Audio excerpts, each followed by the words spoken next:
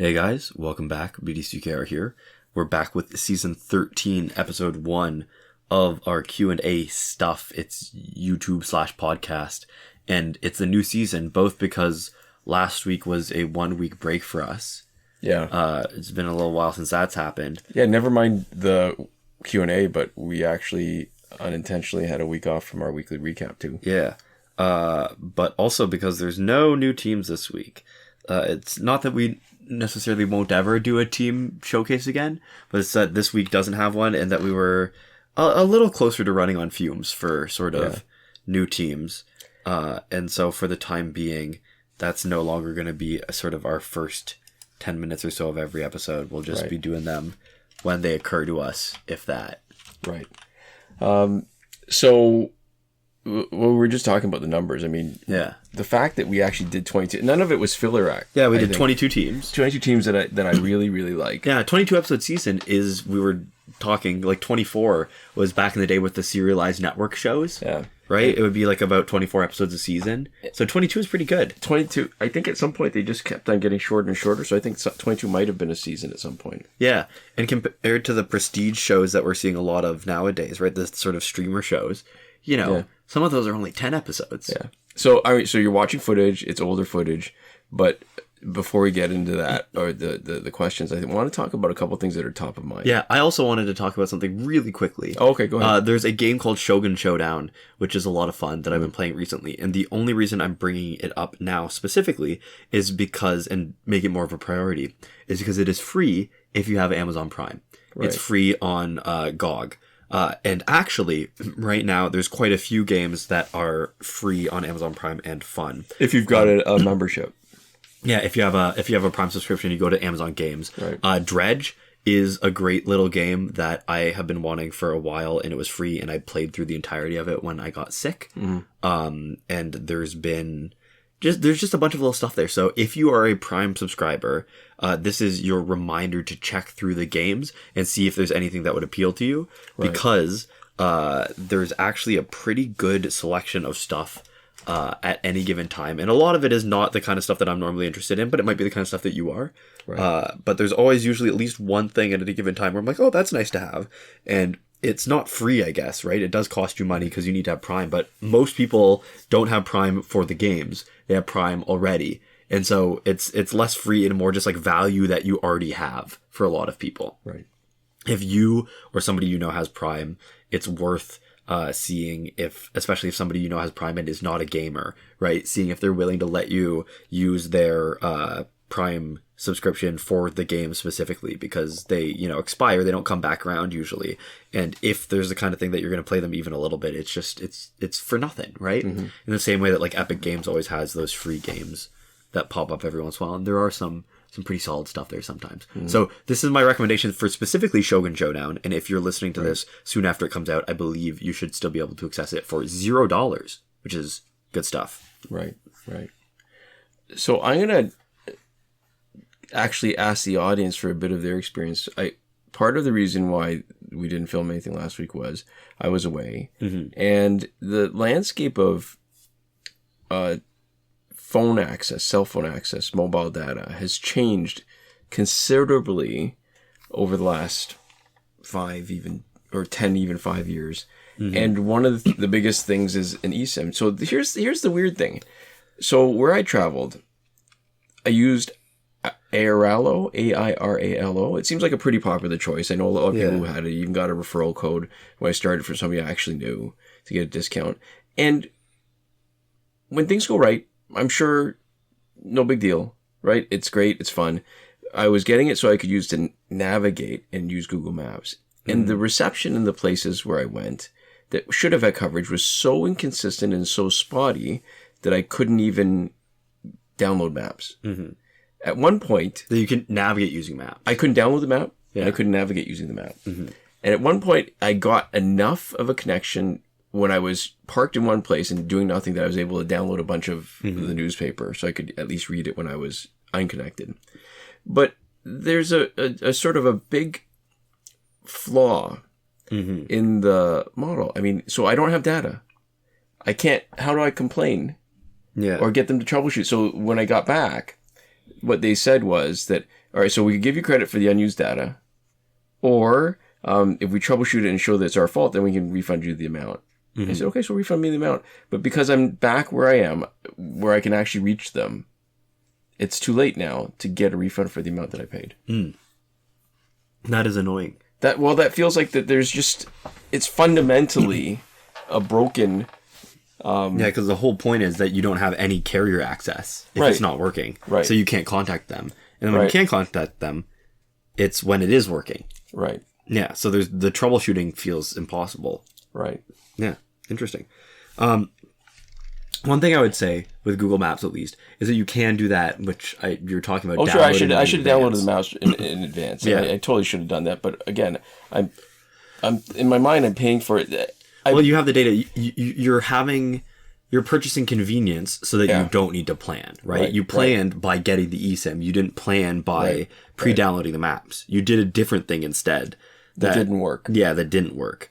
And the only thing with downloading the maps is that it's more consistent because it's only sort of dealing with you. Right. But it's also a worse experience because then you don't get like traffic data and all the other stuff. Correct. So you were planning in a way that should have been much nicer if it did work. And it turned out to be much less nice because it didn't. And it looks like Airalo, what it does is it's sort of, it refers you to other people. So there's other carriers that supply the eSIM. Yeah. And they're sort of, I guess, a clearinghouse where they will pick one out of all the different available in that region. And the prices seem pretty reasonable. And I'd imagine that in places where the connectivity is better, it's less of an issue. I think it might have been that because of the places where we went, there wasn't even 5G, there was 4G, sometimes 3G and stuff. And I troubleshot all the different options, like letting it pick automatically, forcing it to pick one network or another. Didn't work. Yeah. So I'm curious because I've tried other ones before. I've tried a physical SIM is nice because that's what would often what lets you have, at least with the travel ones that I saw, that let you have a phone number. Yeah. While you're there that can be useful, not necessary. And I think with the advent of stuff like those voice over internet protocol phones, that you can just use that instead. But I got to tell you, it feels like, I don't know, like you can't know, except based on reputation, whether it's going to be any good until you get there. And by the time you get there, it's too late to have a contingency plan unless you're just willing to buy another SIM when you get there. Yeah.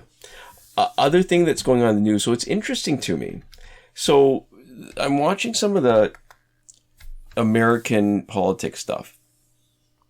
And I mean, okay, so Canadian policy is a bit of a dumpster fire too right now. Chrystia Freeland was, I guess, let go from her cabinet position as Minister of Finance, which is a high profile thing. And instead of taking the motion, she's resigned from the cabinet. She's still liberal, but she's resigned from cabinet. And apparently she wrote something that's pretty scathing of Trudeau. Yeah. And so lots of interesting stuff going on there. I mean, clearly we don't know enough, so it's hard to really feel too strongly one way or another without actual information, which is, I think, a lot. It feels like that kind of attitude is different than most people who like to wade in, where it has less to do with positions than it has to do with sort of a cult of personality, where they care more about the people than they do about what they're actually doing. Yeah. It is tough, right? Because that is how I think things tend to trend in politics, just because it's effective, right, is the problem. Yeah. Is that it's hard to really have a good sense of everybody's policy and all the decisions they've made. It's a lot more sort of work and labor on the part of every single person. And a lot of people just won't do it, right? But if you just like somebody, if their vibe is good, right, you get the right sort of sense from them, that's a lot easier. It's a lot of work to figure out and know all their policy positions. However, so let me give you an example.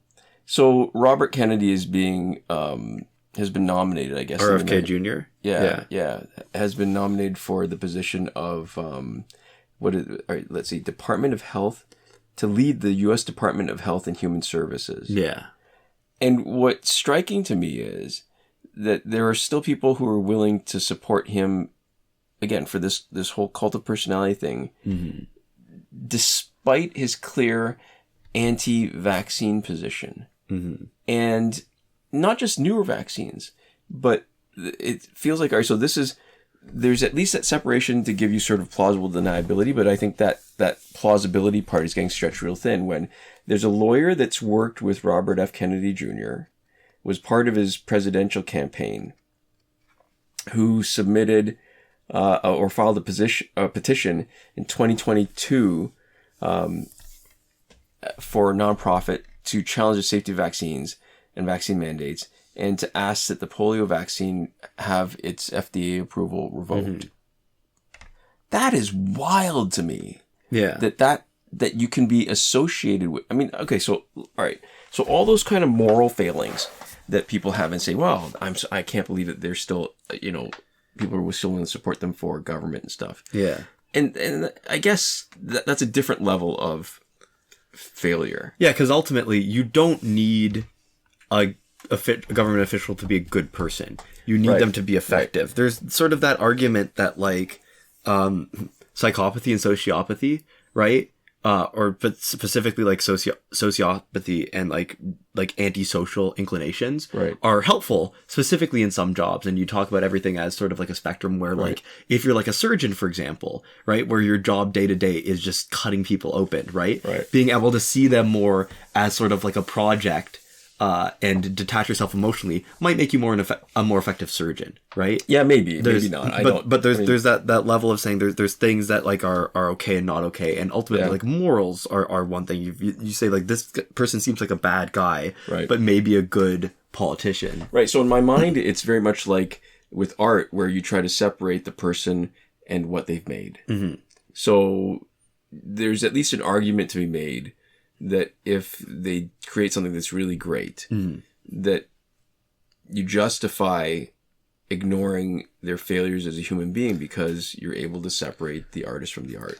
Or it's more just that it doesn't change what the actual art is, right? Yeah.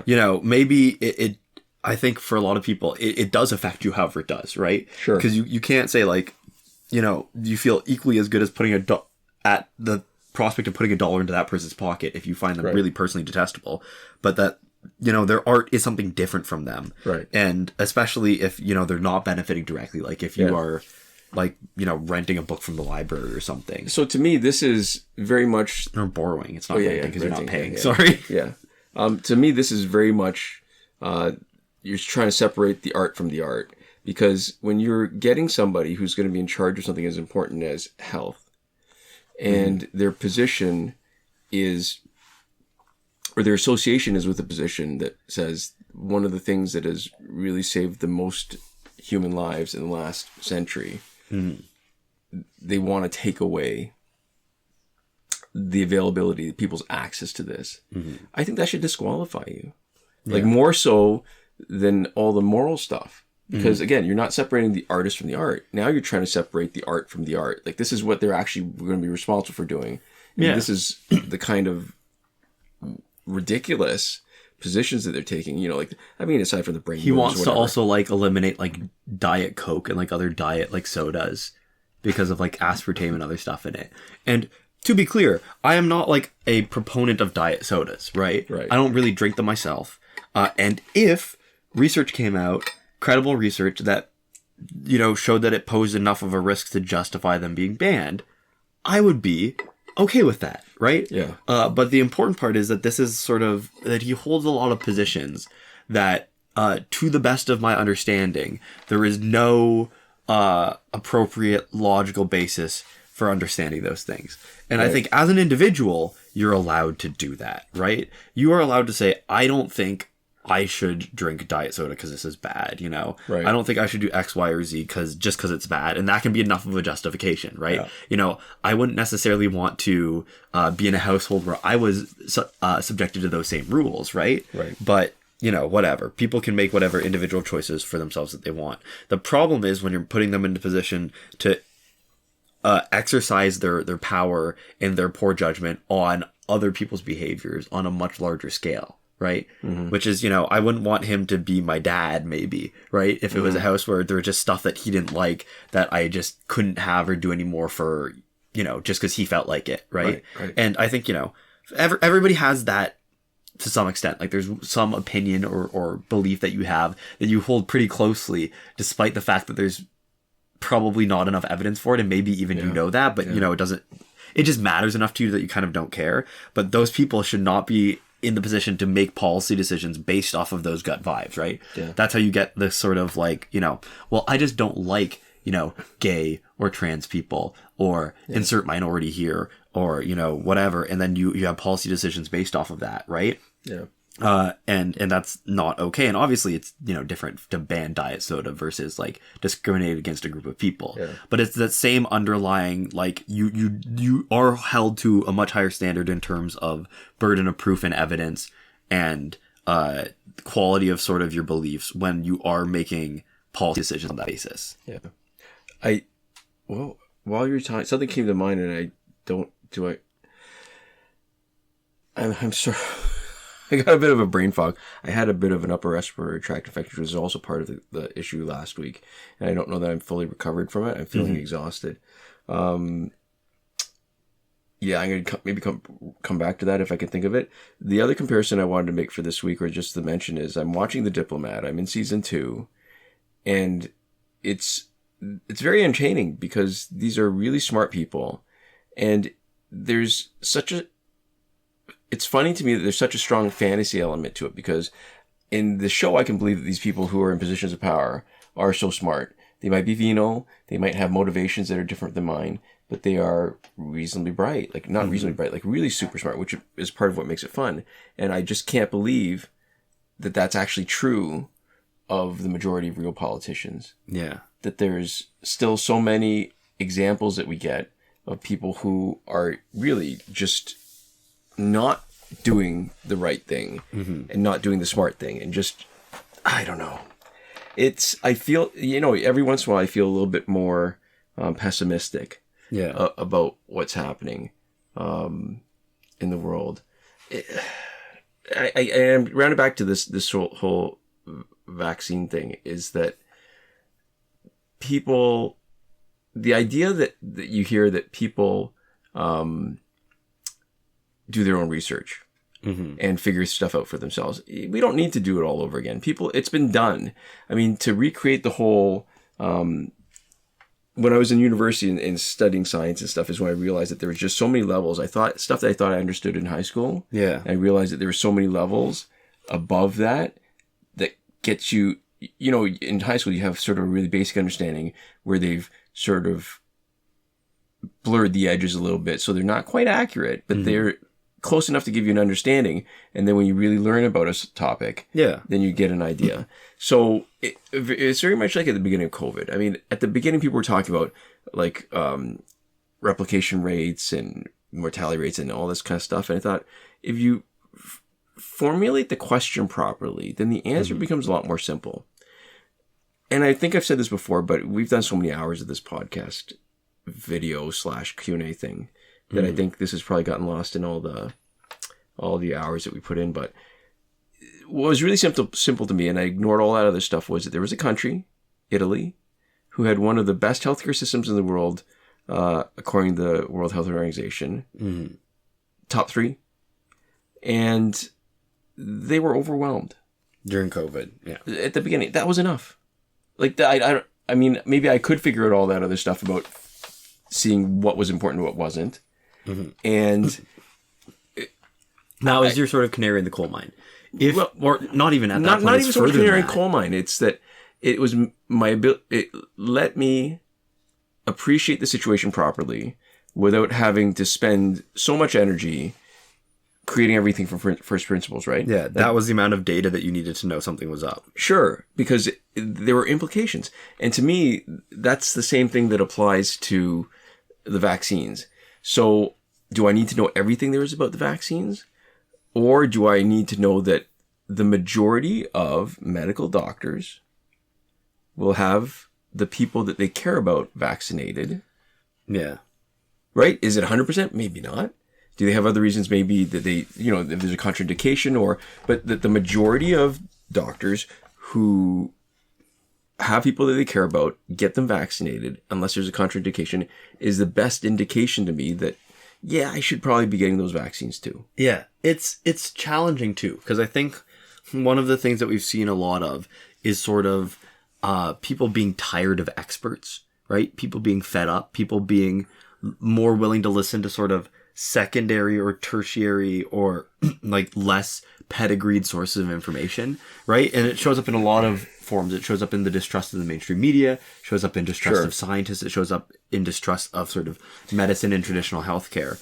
And I think part of the problem is that at a base level, it is fair and good to be skeptical of information like directly presented to you by people, especially when it is sort of a specific group of people or a specific stakeholder, because individuals often have biases, right? Sure. And they have agendas, they have goals, and those goals don't always align with yours, right? So I think when you see any one research paper, I think like a great question to ask is, who's funding this, right? Because all research is funded. Who's funding this? And sometimes you will find that research is funded by somebody who has a direct incentive to benefit from that. And does that mean that the scientists are just, you know, writing whatever crap they are being told to? Maybe not, right? But at a baseline, you can imagine a scenario in which you're given information that is not good based off of the funding structure. Like, for example, you know, something, you know, cigarettes don't cause cancer, a study finds, and it's funded by the tobacco industry. Even if the scientists are doing their research very well, one thing that you can imagine is that they've funded, you know, 100 different research papers and they only publish the ones that make them look good, right? Or produce the outcome that they want. So I think that, like, on a baseline level, looking at individual sources of information and what those sources would have to benefit by telling you the thing they're telling you makes sense.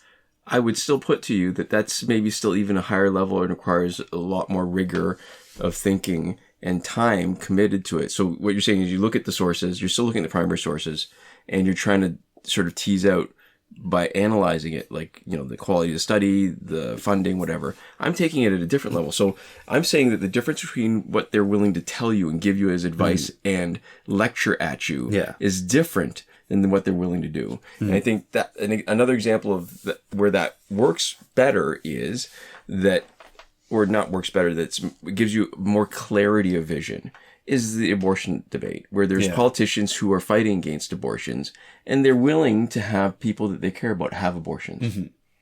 So I'm less worried about what these doctors are telling me to do than what I am about what they are willing to do. And not necessarily even for themselves, but again, for the people that they care about, who they're willing to advise based on their expertise and distill everything down to, do I want them to have it or not? And I think, so one of the things that I see in those kind of healthcare interactions is that people who don't know often will default to, so, but what would you do in my case? And that's not entirely a fair question, because most of the time those situations are very different, right? Because I don't have cancer right now, so I can't give you advice about what I would do in your situation. I'm not living your life, but I think vaccines are broad enough and they apply broadly enough to the general population that that's actually a fair kind of question. And it's, like I said, it's so much different from, they're willing to lecture you and tell you stuff, but what are they actually willing to do when the cameras are off? And they're making decisions for themselves and the people that they care about. No, for sure.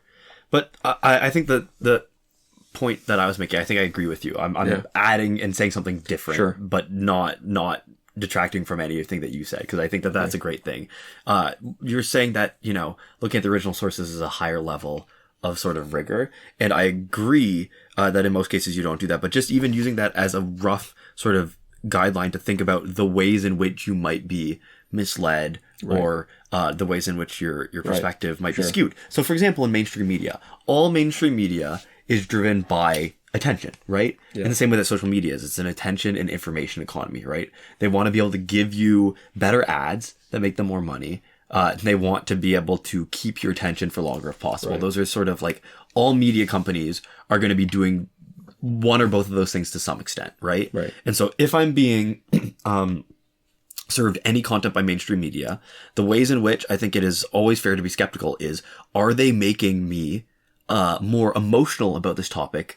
Are they trying to make me keep watching? Are they trying to enrage me to make me want to find out every little detail? Are they making the story more exaggerated than it could be, or to make me watch longer? Right? Are they trying to cultivate a certain type of audience with the way that they tell their story, so that they can sell me more specific advertising? Right? Like those pieces of information, and being skeptical in those ways, I think it makes sense for any media company, for anything that works under the attention economy, where the money they're making from you is the ads that you're seeing and the amount of time that your butt is in a chair watching them or paying attention to them. That's a fair question to ask. But the thing is that, if you notice when I said any media company, right, people trust the main media, so I'm going to go to these secondary media sources, right? Those secondary media sources, in those aspects, have the exact same motivations, right? They have the exact same potential conflict of interest, where they the accuracy of the story they're telling matters less than the fact that they can get you to tune in to whatever story they're telling.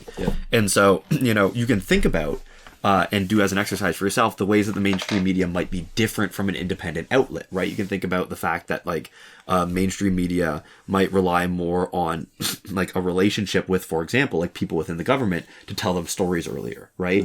And so you might imagine that there are people within the government or there might be certain external interest groups that a mainstream media source might need to cater to more. Like, for example, whoever's currently in power, right, has control over legislature, right? So you might imagine that a mainstream media source might need to do more to appease whoever's currently in power. We saw that with where they not only who was in power, but when they were anticipating who was going to be in power. It was Bezos with, I think does he own Washington Post? Yes, he does. And well, I don't know if he does, but like Amazon or something that it broadly. So that they one of the first times they were unwilling, they killed the endorsements of the Harris campaign because, from a perfectly reasonably logical point of view, that if Harris won, there would be no repercussions. But if Trump won, there might be repercussions. So the safest way was just to not offer any kind of endorsement at all. And you can imagine that an independent media outlet might be less biased in that sense, because they are less likely to be directly targeted by any legislature or anything, just because they're simply not big enough. If they're truly independent. I mean, this is the problem, right? And I think I agree with you, actually, that, and as you were saying that about the funding sources, I actually agree with you too, because I think the whole autism MMR debate would have been, or the failure and the fraudulence of Wakefield might have been caught sooner if people would realize he was trying to push his own measles vaccine and make money off that. And who knew? I mean, maybe he knew that he clearly was not smart enough to figure out that if he was going to undermine the confidence people had in the MMR vaccine, they weren't going to just switch over to his measles vaccine. And then, on the flip side, something that you can imagine about independent journalism is a thing that we saw recently with Tim Pool and some of those other right-wing sources, where they were being funded by the Russian state, right? So you can imagine, as an independent source, instead of having those sort of light touch fear of retribution kind of concerns, you might be directly funded by and have more, or even the majority of their messaging be dictated or boosted by a single. Well, sure. So what we're talking about now is the appearance of independence versus actual independence. And I think that this is where I don't know if there's a prescription for bypassing all that, but I think if there's certain facts, certain indisputable elements that are covered by different media sources the same way. There's certain things, they might have different opinion and different interpretation, but if there's the similar kinds of things are being said, you can make inferences from those that are different than what they're trying to feed you. So I think that's a good and useful exercise that doesn't sort of dismiss everybody's concerns, but one of the things, for example, that people were looking at, right, was the idea that the COVID vaccines were going to kill you. Right. And, people made arguments that are not as easily dismissed. I'm specifically going with one that I think is more easily dismissed. Right. So the idea, you get the COVID vaccine, it's going to make your heart give out. It's going to do X, Y, or Z to you, and it's going to result in your death. Right. Because there were genuinely people who were saying that. Right. And so one thing that you can take a step back, go, is it worthwhile to be skeptical of the government? Yes, absolutely. right?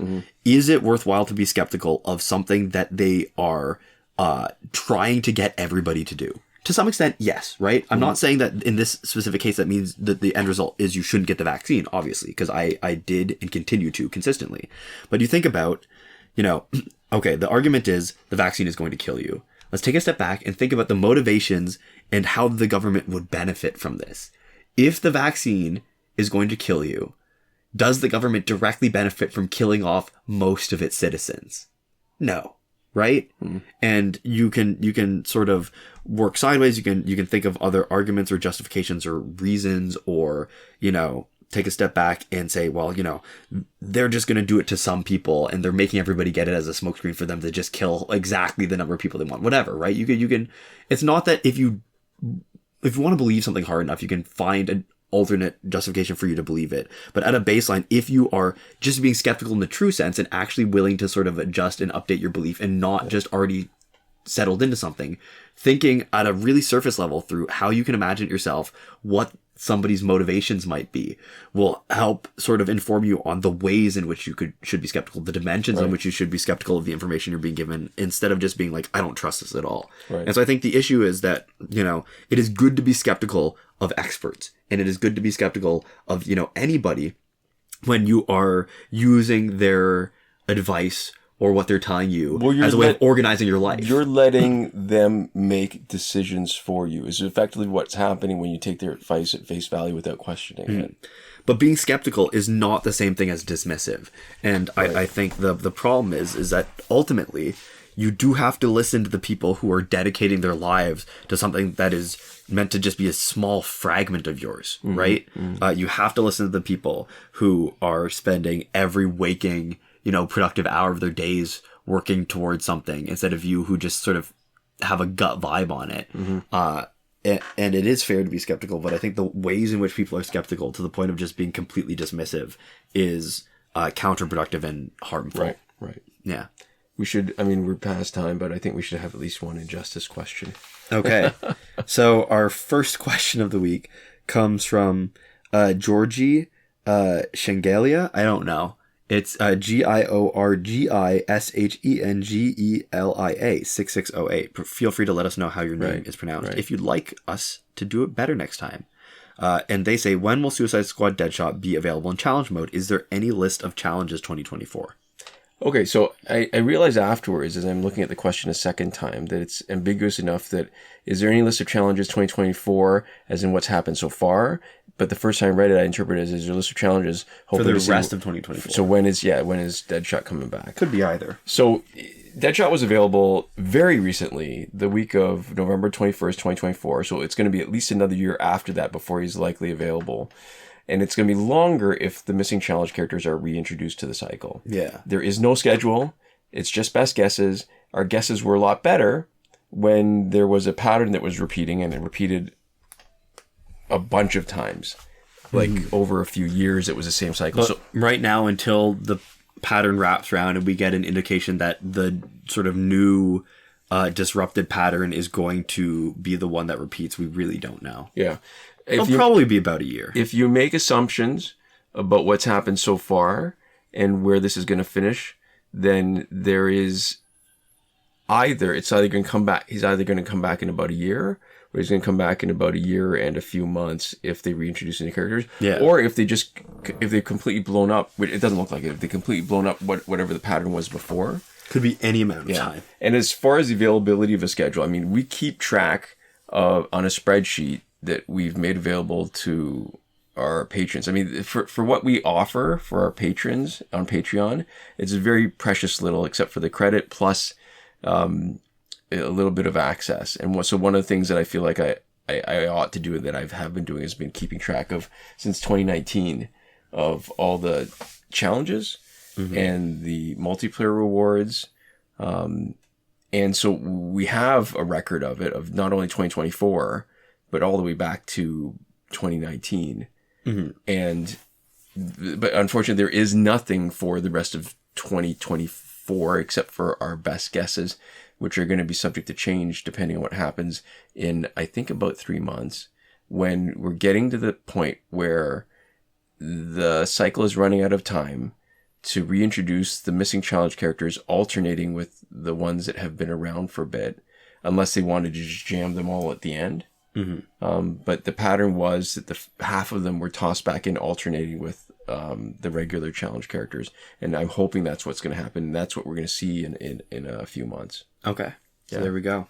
And I think that is our 3 minutes of Injustice talk for this week. Well, I mean, technically, I think this is why this works better as a video. I know we've had this sort of discussion before. Yeah, because you get to see the Injustice stuff in the background, right? So there's fights there that are still interesting, and it'd be neat to me if people would, if they see anything interesting in the fights. This is the part where, if you notice something, because there's just so many hours of footage that we've done. If you notice something, you can ask us a question. But here's the thing: I beg of you, the audience, timestamp.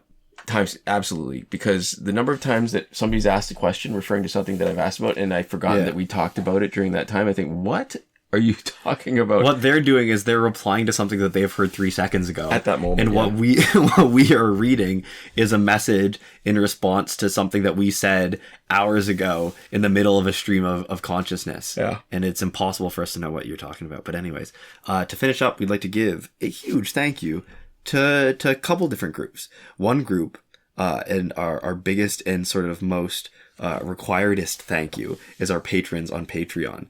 So that's a thank you to Michael Devries, Irvin, Ruiz, Hoshi 127, and Nora Klimek supporting us on the credited level. And that comes both from our hearts and also from the literal Patreon level, because they are on the credits. They're on the credited level, so we are crediting them and thanking them for their support.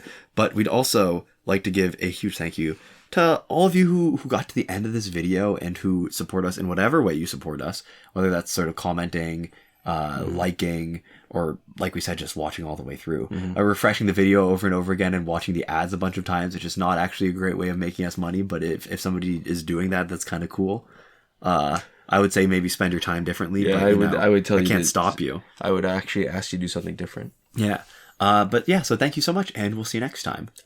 Komoda.